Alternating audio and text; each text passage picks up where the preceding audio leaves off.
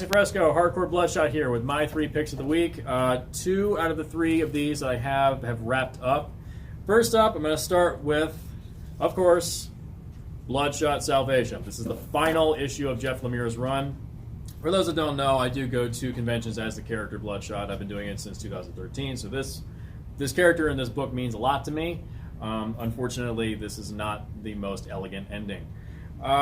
What happened was that, I mentioned this in a previous video, when the company got bought out, certain books got smashed together and writers were beginning to leave the company, and this is no exception. It becomes blatantly apparent at the beginning of this story arc, around issue 9, that Lemire wanted to end his contract and was trying to smash together as much as he could from probably 2 or 3 more story arcs into one book. And it is unfortunate because a lot of character arcs don't get completed. The main character of Bloodshot kind of just goes from point A to point B very quickly. And this is not really a great place to jump in because it's obviously the end of the story. The character of Magic, her storyline isn't completed.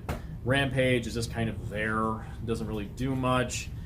And there's a big situation that happens in the year 4002, and that ties in with what happens in Deadside, and it's just all this stuff was within the span of maybe 40 pages, and it's just too much. It's abundantly clear that Lemire just wanted to end his contract and just get out while he could still do so. That being said, overall I enjoyed Lemire's run on this character. I think that it was a very introspective look at it. Dwayne Swarzinski's run when it started out was much more like a straight action kind of scenario, much more kind of just balls to the wall, full-on action. Christos Gage, after that, followed up with Bloodshot and Hardcore. That was more kind of like how a Special Forces team reacts to Bloodshot. He's sort of a passenger in the story, and so you see it from everybody else's perspective.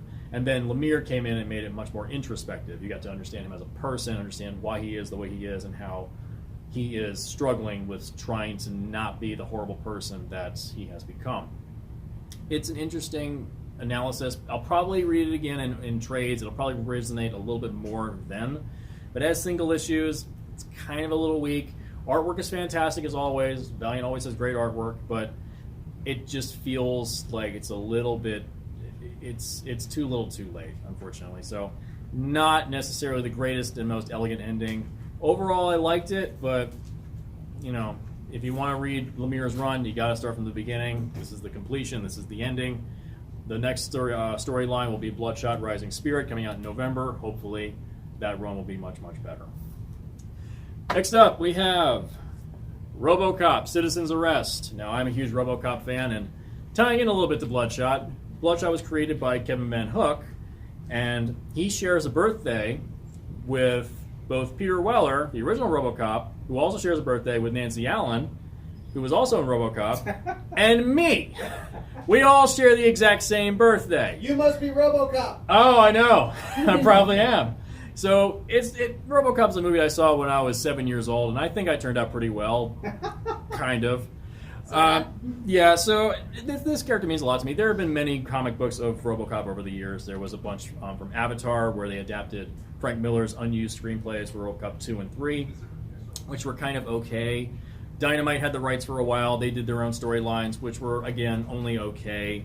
That storyline didn't get completed, unfortunately, because Dynamite was having some financial problems. Then Boom picked up the rights, and they did their own storyline about 2 years ago, which was good, but not great. And now this new storyline kind of takes place as a sequel to Robocop 3.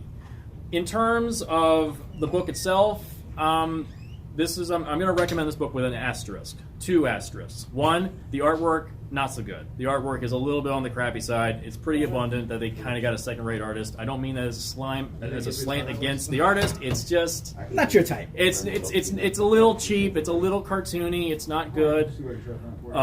But the writing is much, much better. But that also brings up the other asterisk, which is fuck Brian Wood. I hate this writer as a person. I think he's a good writer. DMZ, that he wrote for Vertigo, will always be one of my all-time favorites. But he, as a person, is a terrible, terrible human being. But this is the one time I am going to pull the card of separate the art from the artist. This is the one exception, because I like Robocop so much, I'm going to give it a pass. So, the story essentially is about Robocop after the end of Robocop 3. Delta City was created, and now OCP has been taken over by another company. and they're continuing to expand Delta City even more, and Robocop himself has been decommissioned. Now they've put him back into his old house, they're letting him live a normal life, but they've also deactivated his firing protocols, so he can't even pick up his gun anymore. He just stares at it all day long in his house by himself with the lights off. It's immensely tragic, depressing, almost like an analysis of PTSD, soldiers coming back from war and not being able to reintegrate into society. Lots of heavy ideas in this book. Overall, it's not the most amazing run of the character. I think the one that came before this was a little bit more interesting. This is a complete story arc, though. This is only 5 issues long. You can blast through it pretty quickly. I would overall recommend it. And it's all about Robocop essentially rising up and becoming a citizen of the people and trying to lead a resistance movement against the reformed OCP. Overall, it's good, not great. Again, artwork's not that good. Brian Wood's an asshole. I'd still recommend it. And the last one, my recommended pick of the week, The Dead Hand. Image is killing it right now, and this one is probably one of the best things I've read in the last 5 years. This is fantastic. Now, for those that don't know what The Dead Hand actually was, this book is essentially War Games meets the novels of John le Carre meets Metal Gear Solid. Just go with it. The idea is The Dead Hand in actual history, in Cold War history, was a weapons protocol from the Soviet Union called Perimeter. It was a system that was put into place in case of a nuclear attack by the United States, where if the USSR was attacked by the United States and nuclear armaments, there would be an immediate counterattack without human input, essentially instant mutually assured destruction. And this book essentially delves into the history of the Dead Hand, which was an actual program, which is horrifying. And so this is all about this small town in America. It's hard to really discuss this without giving it away because the big twist comes in issue number 5. Essentially, it's about this small town where you think it's in the United States, and it's about this soldier trying to reintegrate into society. Turns out it's not in America. It's actually deep behind Soviet lines after the Soviet Union has fallen, and the Dead Hand Protocol is still in effect, and they don't know how to turn it off. So, in the event that the computer system breaks down, there will be an immediate attack against the United States. So, the special agents of the USA and the KGB have formed a shaky alliance outside the rules of their government to somehow try to find a way to turn this damn computer off. And they can't figure it out, and it's been going on for 15 years. They don't know how to turn the thing off. So it's definitely one of the best things I've read in a long time. It is tense on every single page. The tension is there. The artwork is fantastic. And you can clearly tell they were going for a movie deal with this because a lot of the characters are drawn like major actors. The main character, Carter, looks like Wentworth Miller from Legends of Tomorrow. The character of Ellis looks like Idris Elba. It's like they're obviously going for a movie deal, which I'm completely fine with because the story is so damn good. The writing is fantastic. The art is fantastic. There's amazing splash pages that detail the history of the fall of the Soviet Union and how the United States reacted to it. It's definitely one of the best things. If you love anything by Tom Clancy or John le Carre, this is definitely one for you. This is one of my absolute favorites right now. This is definitely at the top of my poll list every week when this comes out.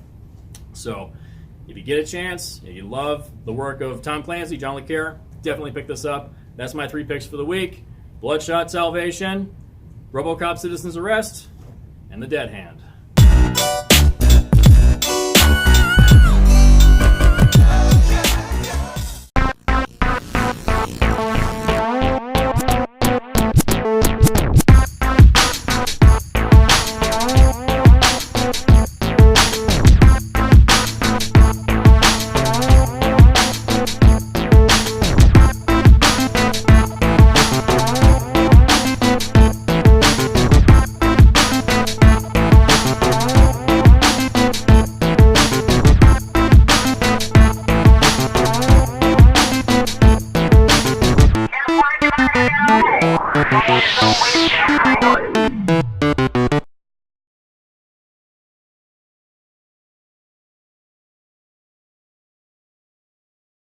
Same thing that happened. All right, brother, ready? With Starfire. The same All thing right. that happened when. All right, ready? Rolling, sound, speed.